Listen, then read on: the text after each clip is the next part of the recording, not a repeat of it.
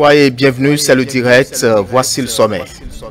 Les militants et sympathisants de l'Union démocratique pour un Bénin nouveau UDBN ont tenu ce samedi 30 janvier 2021 dans la commune d'Abomey-Calavi leur troisième congrès ordinaire. Le point des activités menées ont été passés en revue, de même que des perspectives pour 2021.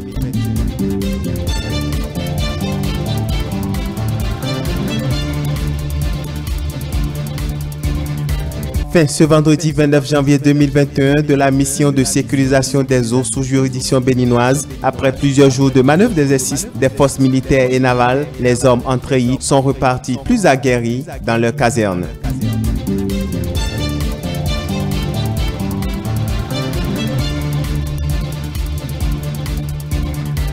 Et puis en interactualité, nous irons à la découverte du musée de l'histoire de Zhejiang en Chine. Voilà pour le sommaire.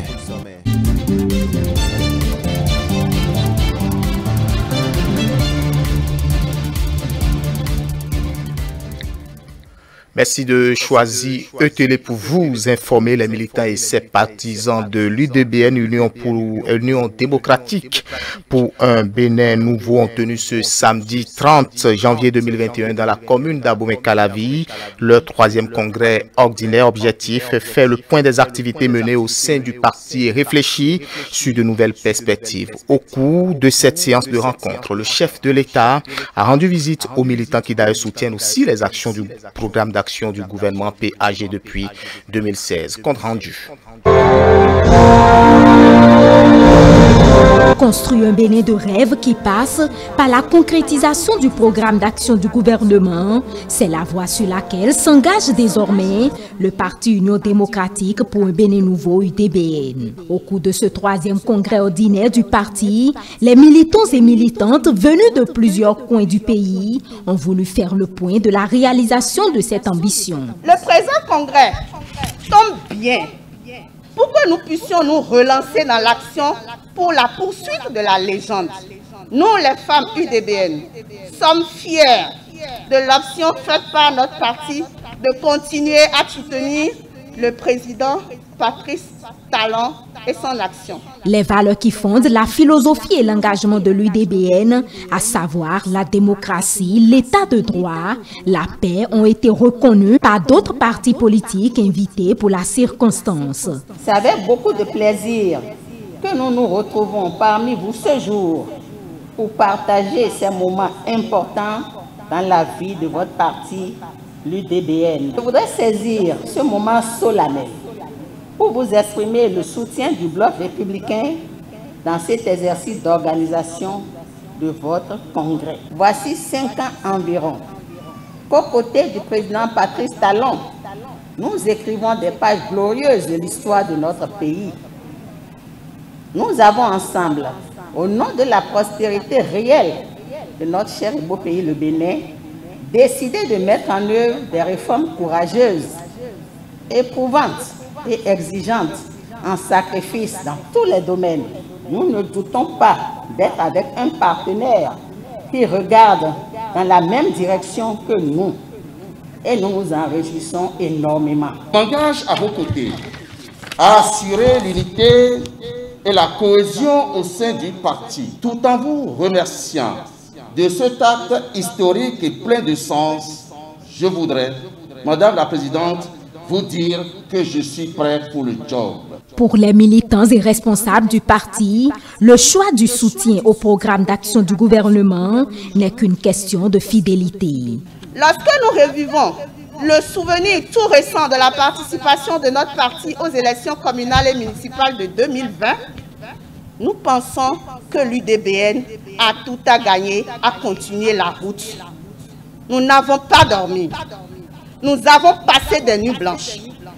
Quoique n'ayant pas été déclaré éligible au partage des sièges, notre parti a remporté une grande victoire qui, sur la durée, nous paraît la plus efficace. À ce grand rassemblement politique, le chef de l'État est apparu en invité surprise, une visite très appréciée par la présidente du parti, Claudine Afiavi-Prudencio.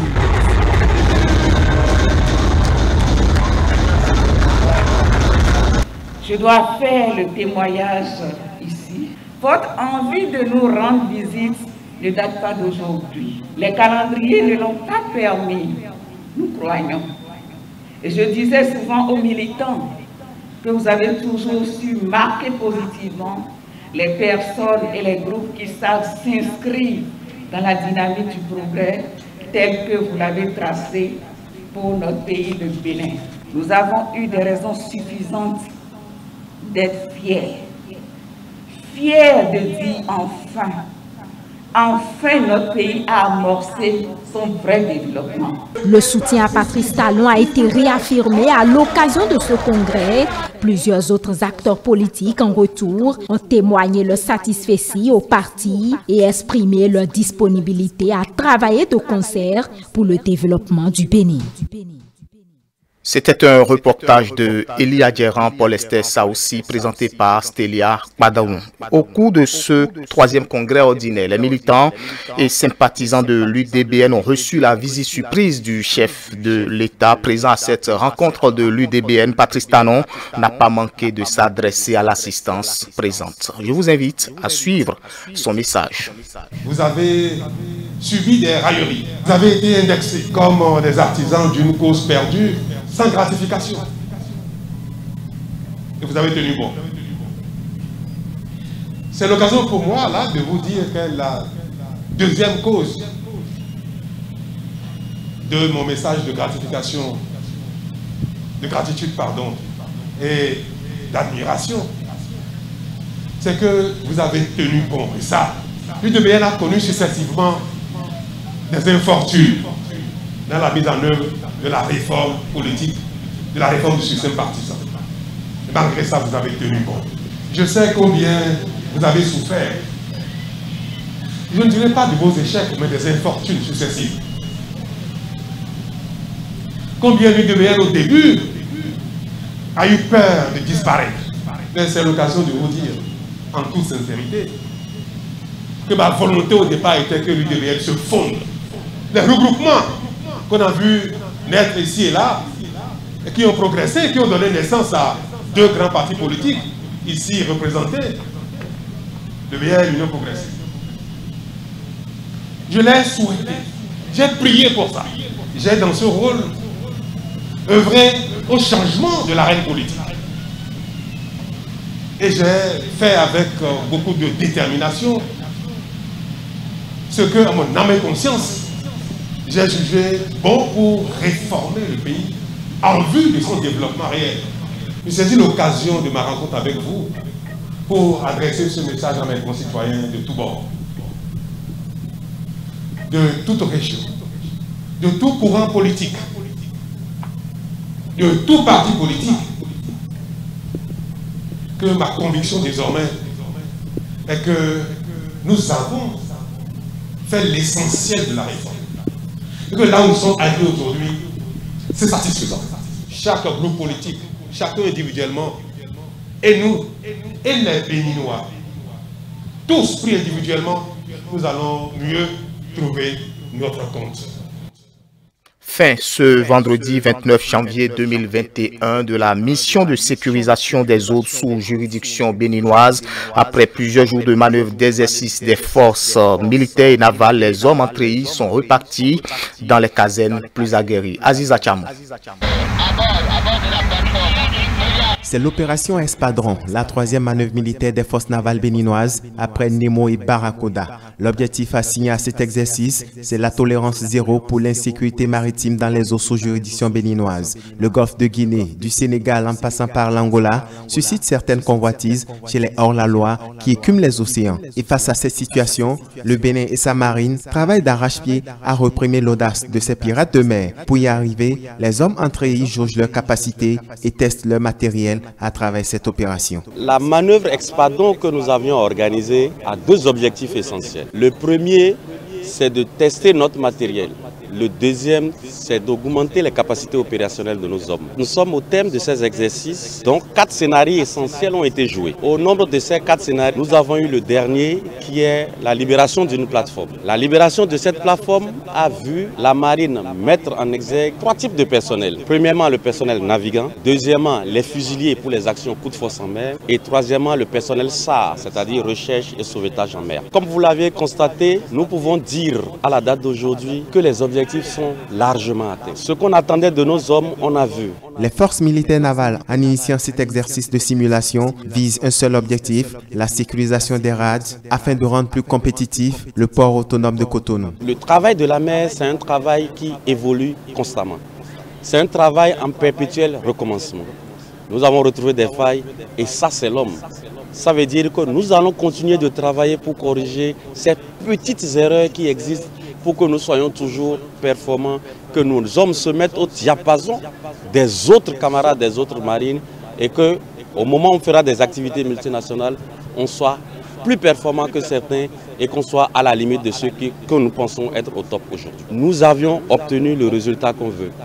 Nous allons maintenant faire le débriefing complet de ces exercices et rendre compte à nos chefs des différentes difficultés que nous avons vues pour que chacun joue sa partition. En sachant qu'une opération n'est pas que militaire, il y a la partie militaire, il y a la partie politique, pour que tout le monde concourt à une seule chose, la sécurisation de notre rade.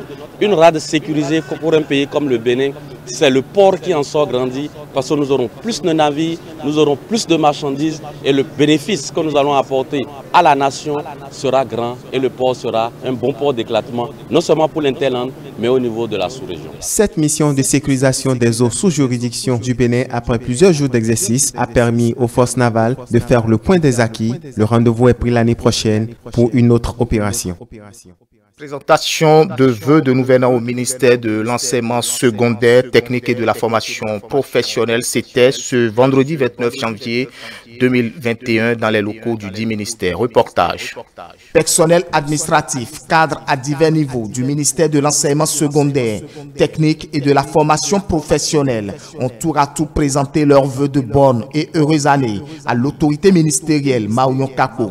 Le personnel réuni au sein de la commission administrative paritaire auprès de vous me charge de former à votre endroit, à l'endroit de tous les membres de votre cabinet, de votre famille, de tous vos proches, ainsi que de tous vos directeurs centraux, techniques, les responsables des organismes sous tutelle, et de tous vos directeurs départementaux, des vœux de robuste santé, de prospérité, de bonheur. Le personnel, par la voix de son représentant, a félicité le ministre pour la parfaite collaboration qui a prévalu durant l'année écoulée, tout en rappelant les chantiers déjà ouverts dans les sous-secteurs du dit ministère. Vous avez compris que la seule voie pour nous dans le sous-secteur reste et demeure l'enseignement et la formation technique et professionnelle. Pour joindre le geste à la parole, vous vous êtes battus pour l'aboutissement de nombreuses réformes à travers lesquelles vous soutenez la vision de son Excellence, M. Patrice Talon.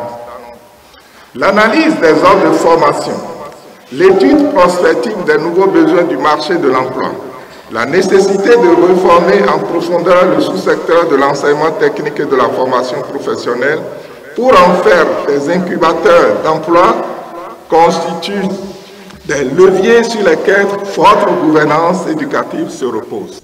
Toutefois, des doléances ont été émises à l'endroit du ministre.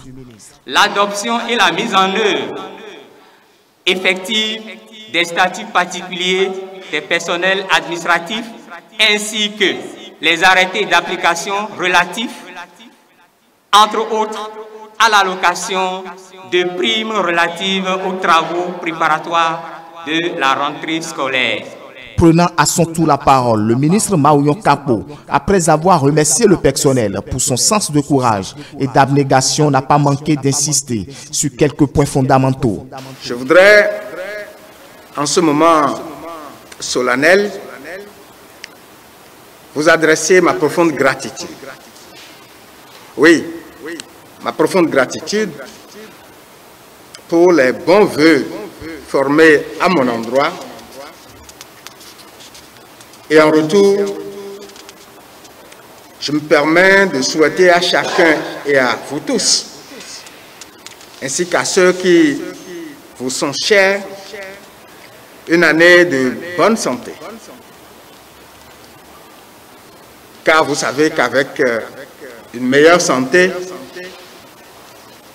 nous pourrons aller davantage plus loin. Je voudrais surtout que chacun s'arme davantage de courage et de persévérance pour que nous puissions ensemble relever les défis qui nous attendent et qui sont déjà là et qui constituent notre quotidien. 2021 au ministère de l'enseignement secondaire s'ouvre avec de bonnes perspectives, ceci grâce aux engagements des uns et des autres. Ce même vendredi, il y a eu lancement du coffret anthologie de la musique béninoise. C'est un ensemble de 5 CD qui retrace l'identité musicale béninoise de 1960 à nos jours. C'était à la salle bleue du Palais des Congrès de Cotonou en présence des ministres du gouvernement, honorables et acteurs culturels. Reportage. Ils sont plus d'une cinquantaine à être retenus dans le coffret anthologie de la musique béninoise. Des artistes et groupes d'artistes qui ont, à travers leurs morceaux, fait voyager dans le temps et dans les âges. À travers une compilation, le gouvernement en général et le ministre de la Culture, des Arts et du Tourisme en particulier témoignent ainsi à ces hommes et femmes toute leur gratitude et laissent en même temps à la nouvelle génération un patrimoine. L'idée, c'était d'abord de faire un état des lieux de ce qui a existé depuis 60 ans. Et nous nous sommes rendus compte que nous étions très très pauvres en archives. Nous nous sommes rendus compte qu'il y avait un risque de perdre tout ce qui a été fait depuis 60 ans, parce que jusqu'à présent, ni les privés, ni le public, hélas, ne s'étaient préoccupés d'archiver et de mettre à la disposition de l'ensemble des populations et des étrangers l'identité musicale béninoise dans sa diversité aujourd'hui. Et ça a été le premier défi. Mais pour pouvoir relever ce défi, nous nous sommes dit qu'il fallait commencer quelque part. Et nous nous sommes dit que nous allions faire une sélection à l'occasion du 60aire de notre pays. Angélique Kidjo, Nel Oliver, Saboran Danialo, Ezingagnon, Alokpon, les groupes H2O, Polyrhythmo, ce sont autant de noms d'artistes et de groupes dont les morceaux figurent sur le coffret anthologie. Au cours de la dite cérémonie, l'assistance a eu droit à un avant-goût des sons phares disponibles sur l'œuvre.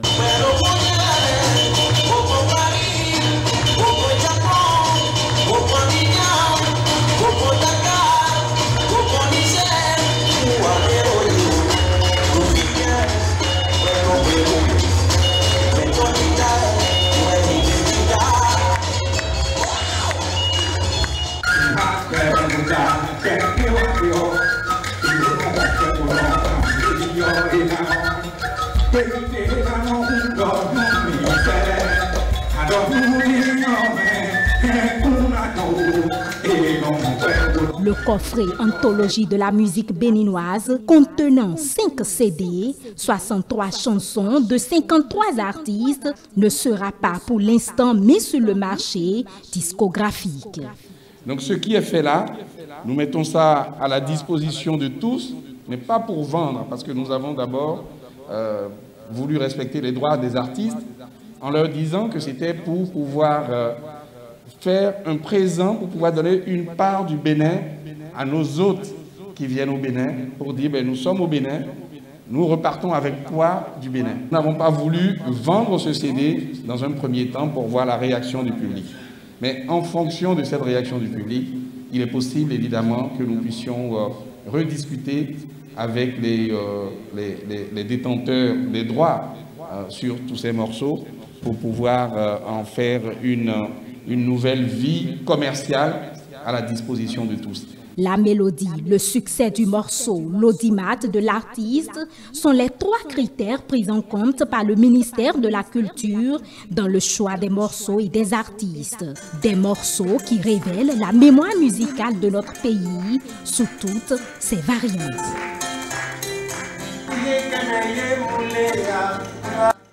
Au thème de la cérémonie de lancement, certains artistes dont les œuvres figurent sur le coffret anthologie de la musique béninoise ont livré leurs impressions. On les écoute. C'est une joie pour moi, c'est une joie qui m'anime. Je ne suis pas largée parmi eux, je suis la toute petite parmi eux. Et ils m'ont choisi parmi les grands. Je leur dis merci pour ce travail. Avec ça, on nous encourage de travailler. Ce n'est pas l'âge qui compte. Le problème, c'est de travailler. Si ton produit est bon, même si tu es dans ton coin, on viendra te chercher. C'est moi qui suis heureuse d'être là, d'être invitée à cet événement officiel parce que depuis plus de 20 ans, je n'ai jamais été associée officiellement à quelque chose de mon pays. Et c'est un honneur pour moi de savoir qu'aujourd'hui, il y a une pensée pour les artistes. Il y a une pensée pour les artistes et je pense que c'est assez fort, c'est encourageant. On se sent vraiment fier de savoir qu'aujourd'hui on a un coffret qui parle de la culture, la musique en général du Bénin. C'est bien beau de nous honorer à travers les coffrets, mais il faut donner à César ce qui est à César. Décorer les artistes qui ont du mérite de leur vivant. Et je pense que ce serait louable. Il ne faut plus qu'on attende lorsqu'un artiste meurt, qu'on vienne dire rip, parlons-le, non, on ne veut plus ça. On vient décorer à travers nos œuvres de nos vivants. Et je crois que je suis le porte-parole des artistes de la diaspora et même des artistes du Bénin. C'est un grand honneur. Je pense plutôt que c'est un appel aussi à mieux faire, davantage, à travailler, à donner une identité à notre musique, à apporter un plus. Merci au ministère de la Culture, merci au président de la République et merci à toute l'équipe, à tous ceux qui ont travaillé sur ce projet. Merci aux autorités d'avoir pensé à cela. Merci de faire en sorte que notre musique voyage d'une autre manière donnée. Et c'est également un projet qui nous donne le sens de l'unité. Un CD sur lequel se retrouvent beaucoup d'artistes comme cela. Ça nous donne cet enseignement-là, qu'il faut qu'on se mette davantage ensemble pour faire les choses et que c'est ensemble qu'on pourra, comme les aînés et les grands l'ont dit, boucher la Jaco. En interactualité, fondé en 1929, le musée de l'histoire naturelle de Zhejiang possède son site principal à Hangzhou ainsi qu'une nouvelle branche à Anji. Il s'agit d'une attraction populaire pour les visiteurs, en particulier les écoliers durant les vacances d'hiver. Reportage de nos confrères de CCTV+. Le musée d'histoire naturelle du Zhejiang est situé dans la capitale provinciale de Hangzhou. Il s'agit de l'un des plus grands musées d'Asie. Riche d'une collection de plus de 200 000 spécimens, il couvre la géologie, l'écologie et la paléontologie. Et le musée vient d'ouvrir une nouvelle branche à Anji, dans le nord de la province. Là, les visiteurs peuvent participer à 6 expositions thématiques, de même qu'apprécier la technologie en réalité virtuelle et d'autres activités recourant à la haute technologie. Il dispose de 105 appareils multimédia et dans les visiteurs à amener l'environnement et les créatures d'antan à la vie. Au musée d'histoire naturelle d'Anji, les visiteurs peuvent observer des vieilles pierres et des couches terrestres, alors que le Zhejiang est un site de découverte de l'ère Crétacé. Et dans notre pavillon aux dinosaures, il existe une grande variété de fossiles de dinosaures et de modèles ramenés à taille réelle. Durant ces vacances d'hiver, le musée offre aux enfants de nombreuses activités. Diverses classes sont disponibles ayant pour sujet les dinosaures, les plantes préhistoriques et les animaux marins. En s'impliquant, les enfants obtiennent des connaissances de base sur la protection de l'environnement et l'importance de l'équilibre écologique. Nous encourageons davantage d'enfants à venir. Ils peuvent également venir avec leurs parents et explorer ensemble nos expositions. Et les enfants peuvent enregistrer l'introduction de chaque exposition en scannant un QR code. Et nous avons un grand événement avec les animaux, au cours duquel nos employés jouent avec toutes sortes d'animaux. Pour faire face à la pandémie de coronavirus, le nombre de visiteurs au musée est limité et les réservations doivent se faire en ligne. Toujours d'éducation, une éducation équitable, inclusive et de qualité pour tous, c'est l'un des objectifs de développement durable mis en avant par les Nations Unies. Il s'agit également d'un important indicateur de progrès social. Un arrondissement de Shanghai a répondu à cet appel. Le cours d'éducation physique est le cours préféré des élèves d'école primaire. Et Tong Tong, âgé de 9 ans, n'y fait pas exception. La seule différence est que Tong Tong est né avec une lésion cérébrale. Toutefois, ses enseignants font tout leur possible pour qu'il continue à participer aux cours. L'école de Tong Tong à Shanghai est pionnière, s'inscrivant dans le projet expérimental de la ville de bâtir un système éducatif équilibré pour tous les élèves. Et au cours des 7 dernières années, l'école primaire Tianjiabing Jiabei de Shanghai s'est investie pour mieux soutenir ses élèves aux besoins spéciaux. Certains de nos élèves ont des besoins physiques et psychologiques spéciaux et nous souhaitons garantir que tous leurs enseignants le sachent. Toutes les 2 semaines, nous organisons une réunion multidisciplinaire pour discuter du cas de ces élèves. Au début de janvier, le district de Jing'an, dans lequel se trouve l'école primaire, a émis un plan pour le développement d'une éducation inclusive qui promet d'apporter un soutien systématique à chacune des écoles sous sa juridiction. Celui-ci comprend une formation des enseignants afin qu'ils sachent mieux répondre aux besoins spéciaux des élèves. Auparavant, les élèves aux besoins spéciaux étaient exclus par leur père en classe et les enseignants les considéraient comme un fardeau, mais à présent, nous considérons les différences des élèves comme une importante ressource éducative. À l'heure actuelle, les enfants chinois présentant des handicaps sévères doivent toujours se rendre dans des écoles spécialisées pour leur éducation, tandis que les écoles ordinaires ne sont d'habitude pas équipées avec les ressources ou l'expertise nécessaires pour offrir à ces élèves aux besoins spéciaux une expérience d'apprentissage de qualité. Mais résoudre cela, selon les experts, serait faire un pas dans la bonne direction. La professeure Wang Heiping fait office de conseillère éducative auprès du plan pour le développement d'une éducation inclusive. L'éducation inclusive consiste à réaliser son droit à l'éducation. Les enfants aux besoins spéciaux doivent avoir le droit d'être éduqués dans des écoles ordinaires. Si une école ne répond pas aux bonnes conditions de leur accueil, la faute revient à l'école, pas aux parents. Eh bien, comment dire? Il peut étudier dans cette école commune en étant entouré d'enseignants très attentionnés et les autres enfants ne s'en prennent jamais à lui. Il n'y a aucun harcèlement et je suis très heureuse de cela. Comme le disent les enseignants de Tong Tong, l'éducation inclusive ne concerne pas que les enfants affectés de handicap, car il s'agit après tout d'appliquer ce niveau d'attention et de soutien à chacun des élèves. Info soit stop et fin. Merci de nous avoir suivis. Retrouvez juste après moi votre émission Sanou Laoula. Sa suite Gloglodi sera au rendez-vous. Vous pouvez aussi nous retrouver sur nos différentes plateformes digitales www.etelebenen.com ou en tapant dans la barre de recherche Facebook et YouTube ETélé Bénin. Très bonne suite des programmes.